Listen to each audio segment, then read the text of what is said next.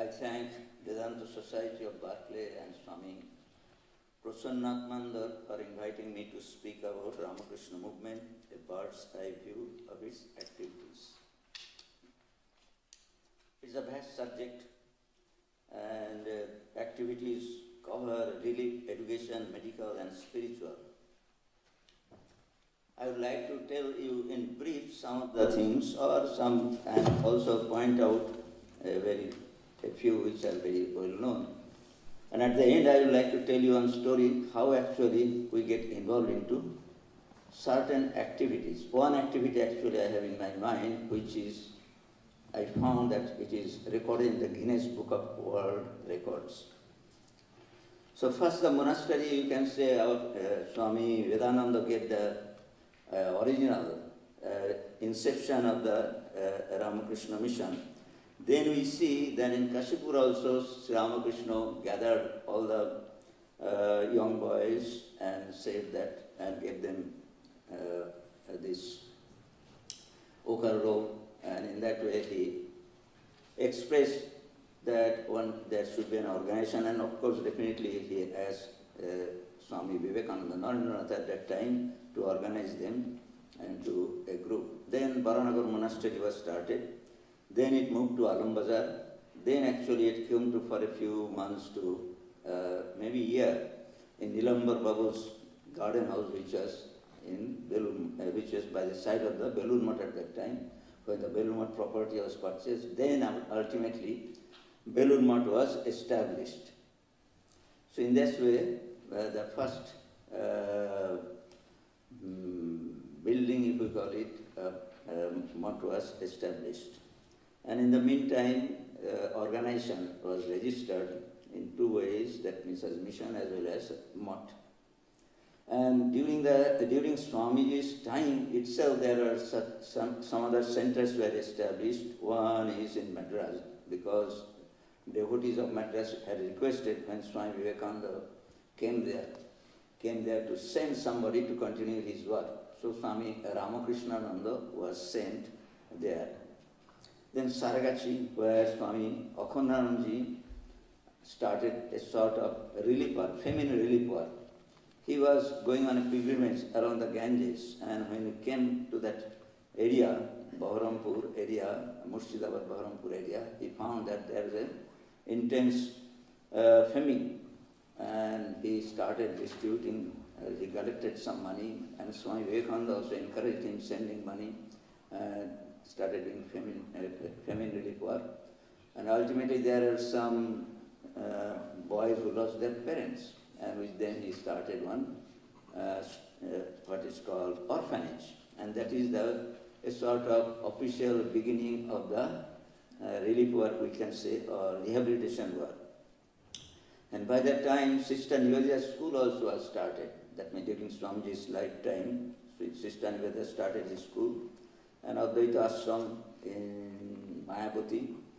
And also, interestingly, when Swami Vivekananda was traveling in India, he had the opportunity of meeting one Prince King, of a small state of Bhinga. And he gave him some money and saying that, well, you please establish a center in Varanasi to propagate this Vedanta teachings. So he had accepted that money, but he did not arrange anybody or did not depute anybody to start a center there. So what he did, he asked Swami Shivananda to go to Varanasi with the money and start a center there. And he actually started that center, and that center was started the day when Swami Vivekananda actually left his body. That means it was simultaneous. Then slowly the many centers were started, and there is a long list.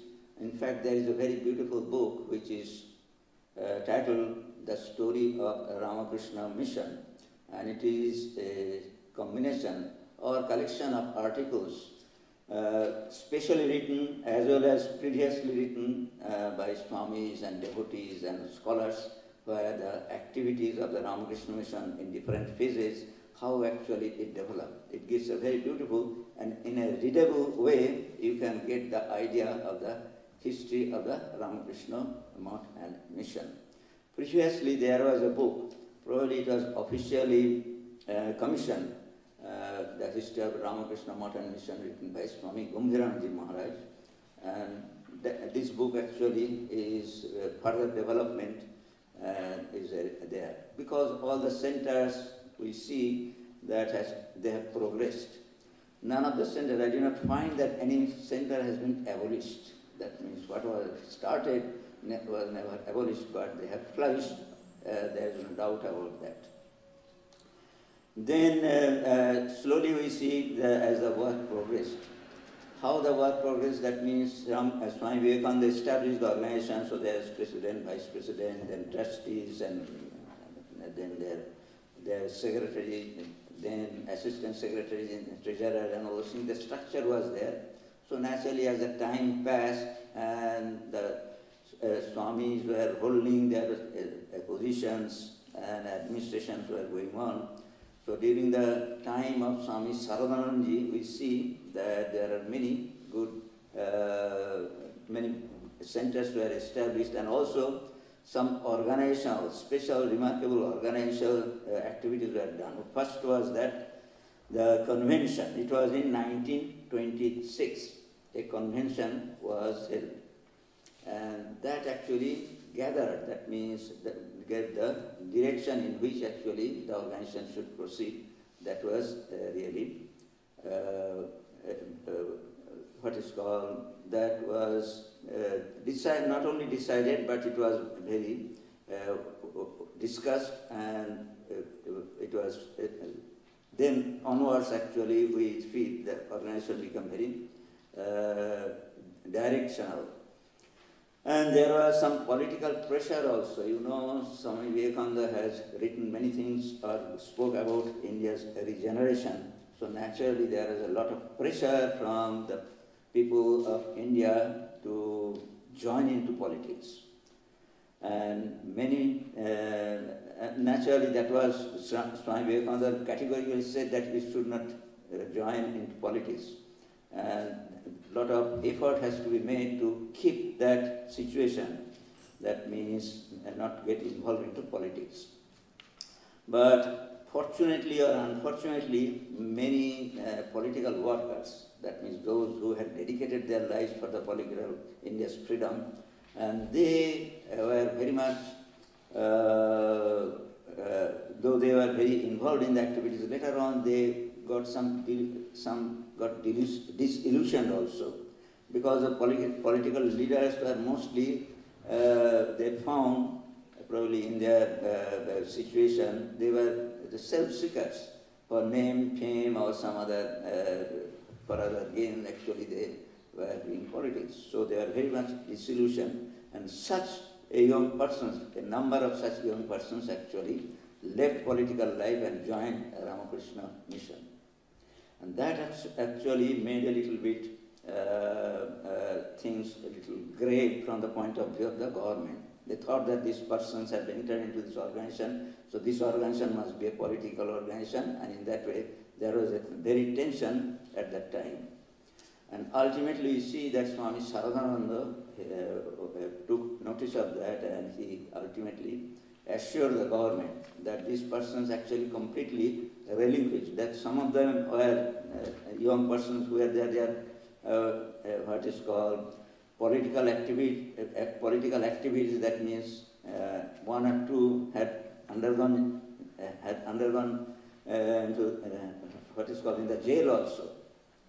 So you can imagine the situation, but ultimately with the meeting of Swami Saradananda with the then governor of Bengal, it was, these things were clarified, and governor himself actually appreciated their stand. And in publicly also, he said that yes, Ramakrishna Mission, Ramakrishna organization is not a political organization. So that was a very tense situation that was overcome during that period.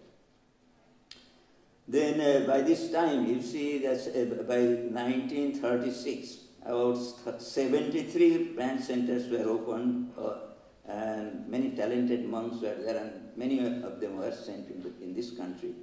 You know, Swami Swami Vivekananda himself had brought Swami Turiyananda and Swami Saradananda, Swami Abhedananda. They were working, and ultimately Swami Trigunatitananda, and later on we see Swamis Nikhilananda and such other talented Swamis came to this country and continued the work and what is called expanded the work in this country.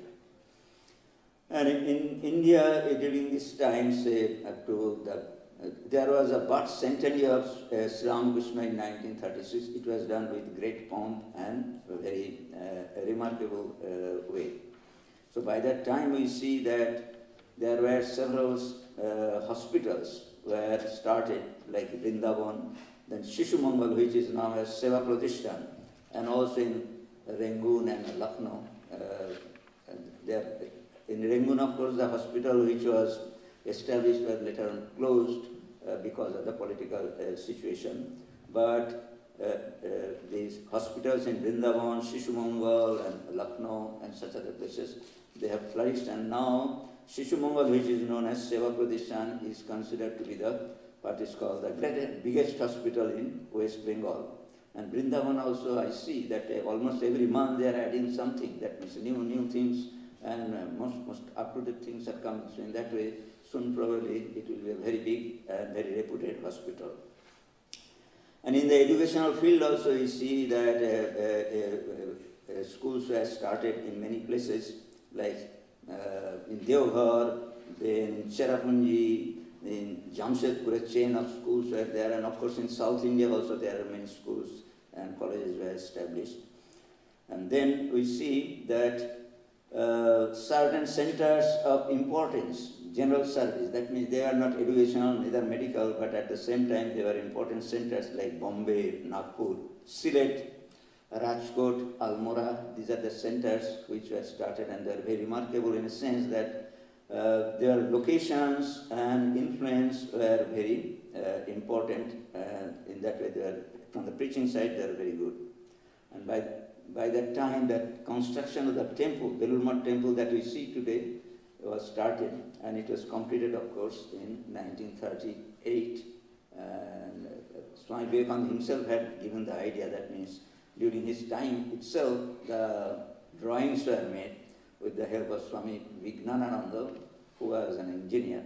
And later on, he supervised the construction, and he also was instrumental in dedication of the temple. During his time, he was old, and he said that, well, I shall not be able to see the whole temple being done, that means completed. So whatever has been done, you please get dedicate. Otherwise, there will nobody means there will be no disciple of Sri Ramakrishna or anybody associated so closely with Sri Ramakrishna will be present for this dedication. So hurriedly, the Garbhamandir portion was dedicated during his time. So in that way, we see that Sri Ramakrishna's birth centenary, opening of the temple, and at the same time, other multifarious activities actually continue to be done. Then after that, say after Sri Ramakrishna's birth centenary, and Sri Ramakrishna's birth centenary was celebrated in a big way. Rabindranath Tagore and such other luminaries were there in the committee, and they also participated in the meetings that were held in Kolkata and all over India. The outcome of the centenary was that there is a big volume or several volumes of book that is still being published, Cultural Heritage of India, that many articles by authoritative scholars have been incorporated in that book about India's religion, culture, all aspects of India has been collected in that. That type of book was not there before that we see. By this time, Sri Ramakrishna's birthplace, that means in Kamarpukur, a land was acquired and the properties were acquired and the temple was constructed. And Kampurgachi, where Sri Ramakrishna's remains were enshrined by Ramchandra Datta, one of his great disciples, and he actually made a temple there, And here that property was handed over to Ramakrishna order.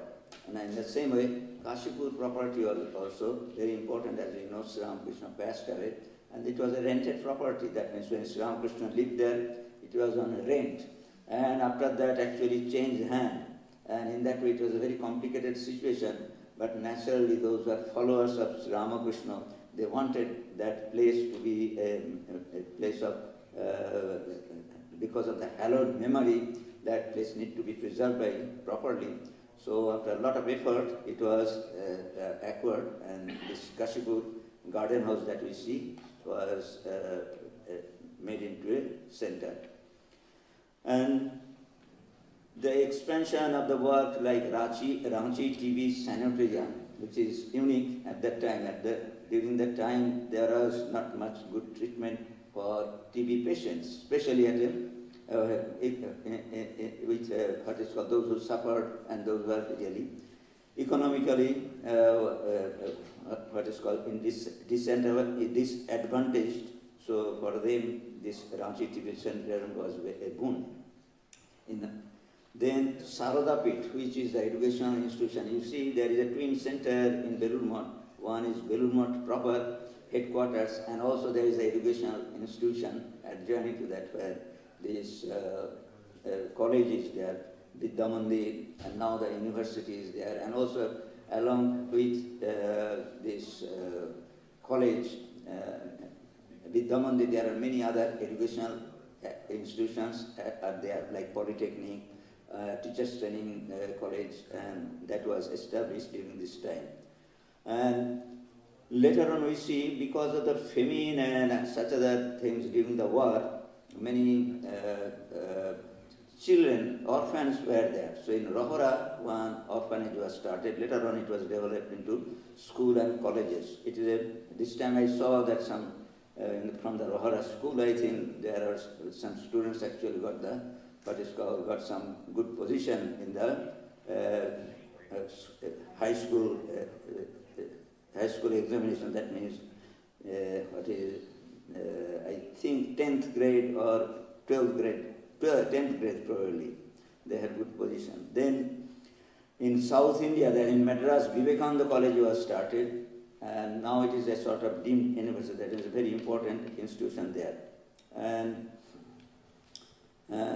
Narendrapur Center also was started in what is called in a small scale in the Jyoti Maulik's house, which is in Calcutta. Pathriya Ghat as it is known. There it was started, and later on, you know, Narendrapur is very well-known institution now and all over India. So I am saying this thing because in the Kolkata side, these are remarkable places that has come up, but definitely in other places also we see things progressing. Then from Burma, actually, devotees came, what is called, there was a evacuation during the war, and then there was a partition, then refugees also started coming because of the, what is called, riots and all those things. And also in the same way, from East Punjab, it is not in, we do not have much, do not pay attention, but along with the refugee relief that was going on in West Bengal, in the East Punjab also, the relief was going on. So in that way, for the rehabilitation and all, also our organization took steps. I remember that when these refugees came, so they needed to be rehabilitated in different parts, because in West Bengal there is not enough place. So at that time, Swami Gomdhananji Maharaj was the, I think he was assistant secretary, and he was sent to this in different parts of India, especially in Madhya Pradesh and such other places, so that they can be rehabilitated. She had, in that way, actually, a lot of work was done during this time. So during during the period of 1936 and 1946, I saw there were 59 mott centers, and that was increased in 67, and mission centers were 50 and 69 respectively. during these 10 years. So you can imagine that how the things progress. Nowadays, of course, you see the progress is going on very rapidly. The reason is that, I believe the reason is that there are many private centers. That means now the number of devotees have so much increased that they themselves are forming small groups, and these small groups also are making their own centers in a sense where they live as they as they grow, and also naturally because of the philanthropic activities, they also do some activities, and in that way many private centers also are coming up. And slowly they are also being affiliated as our branch of the Ramakrishna Mohan Mission. Now after the independence, first was the important event was the Holy Mother Sarada Devi's birth centenary. And that centenary was held in 1953-54. And the remarkable thing was that Sarada Math was established during this time. Till then, there was no math, that means monastic order of women, and as Swami Prapannananda has stipulated that women could not be entered into Ramakrishna Math. So he wanted a completely separate independent organization that came into existence in 1953. So that was a very important event during the Holy Mother Sarada Devi's birth centenary. And also Swami Vivekananda's birth centenary itself was celebrated in 1962-63. And throughout world, not only in India but throughout world, it was a great event that we see. Of course, it was very difficult to acquire Swami Vivekananda's ancestral house. It took long time. At present, of course, it is acquired and activities are there. But it took long time to get that place to be acquired. It was a place of national interest, but still, because of certain hindrances, legal hindrances, it took long time to get it acquired, and now good activities are going on. Now, as the things are progressing in many places, especially in tribal areas also, we see the welfare work and educational work is going on, and especially in the eastern part of India and also in the central part of India, these activities are continuously going on. And during this time, there was another convention in 1926. The first convention was there, and again in 1920, we see there was one convention, second convention, that was also remarkable. It was held in Belur. And as India is progressing in many places, new temples are also being constructed. After Belur and Kamarpukur, and Jayarambat temple, of course, was constructed during Swami Saradananda's time. And also we see that in many places, new temples are being constructed, because India is becoming prosperous, number of devotees are also increasing, there is requirement for spiritual places. So in that way, for spiritual purposes, other than this, what is called preaching, the places for meditation and ritual worship and all those things are also flourishing. Now I told you I had the opportunity of involving in one relief work, which I saw, that means I did not know it, just in what is called, in Google search, actually I found that in Wikipedia, it is mentioned that it is still holds a record in the list of what is called flood disaster. And it happened in Morbi. I tell you a few, there are certain aspects which actually makes it, I believe it makes it the most remarkable disaster which has got the place in Guinness Book of World. Because nobody knows how many people actually died. It was in August 11th of 1979. And it was raining. Raining means it is a heavy rain. Heavy rain, unimaginably heavy rain. That means in 24 hours, 25 inches. And in that area, that type of heavy rain was never recorded. So naturally there was a great flood, and there were dams. In Saurashtra there are small dams just to capture water, because it is a drought-prone place, so they capture water as much as possible. So one of the dams, which is known as Bhadar Dam, which is a little from Rajkot, not too far. So the collector was really on a helicopter went there, and he was that because there is a possibility of what is called breakage of the dam. So he had been there. But by this time some other thing happened, nobody knew.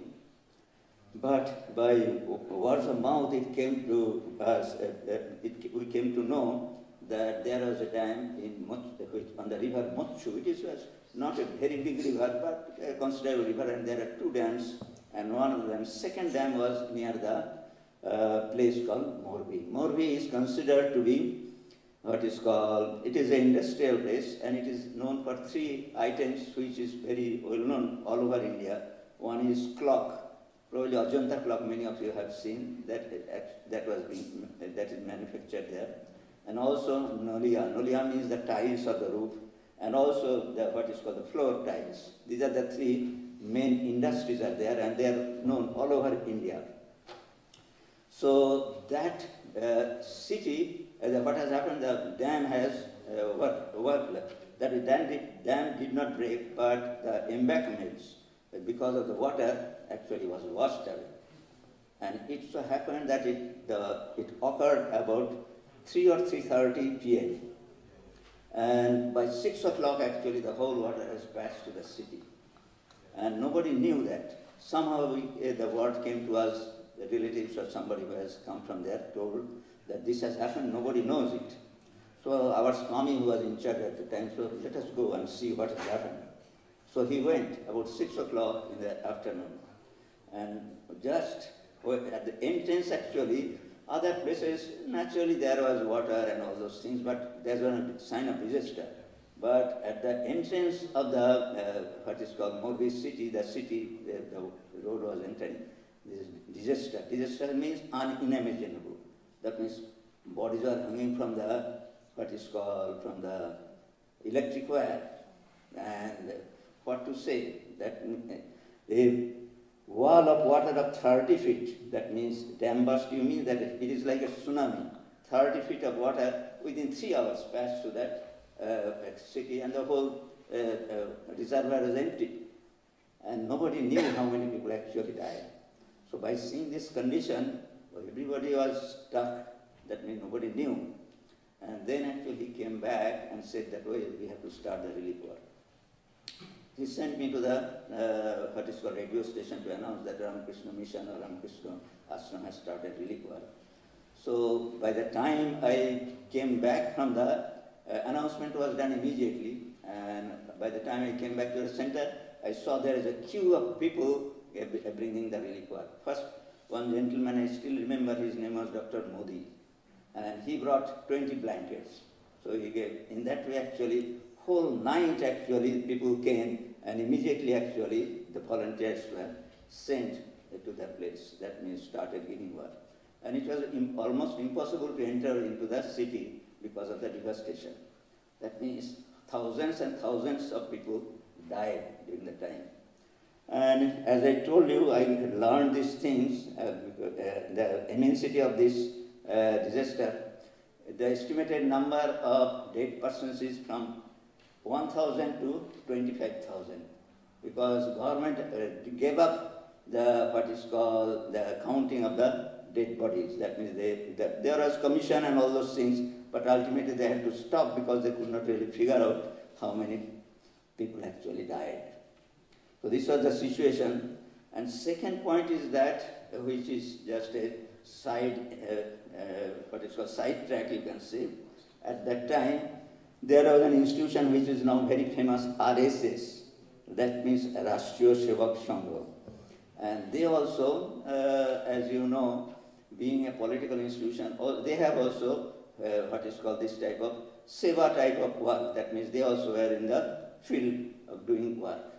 And at that time, I came to know when our present Prime Minister, PM Modi, that means NM Modi, he met our present president, that means Swami Prapannananda.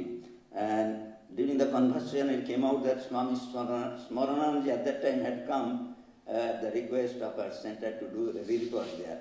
So he said that, yes, I know that report because I also was volunteer at that time with that political party. So these are the connections, interesting connections that I am saying. But ultimately, this immensity of the disaster is remarkable. And in that way, whenever there is this type of calamity, you will find that Ramakrishna Mission people actually expect, not only people, government also expect that Ramakrishna Mission will come forward and do whatever they can do. That helps in the morale of the people. Even during this relief work, I have seen that the Chief Minister of Gujarat, naturally what had happened during his time, he was a Minister for Irrigation when the dam was constructed. And so naturally he was very much upset, and literally he was trembling, physically he was trembling by seeing this horrible situation. Babubhai Patel, his name was Babubhai Patel, and he did not dare to stay into the, what is called, in the government house where actually government employees stayed, but he came quietly, stayed in our guest house because he was very much upset, and not only that, was afraid of the what is called agitated people also.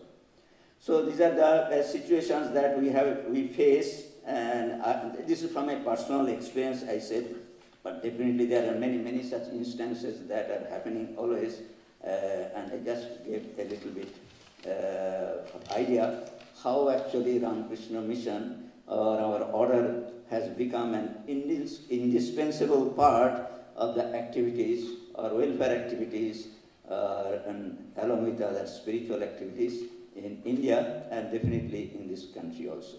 Thank you very much.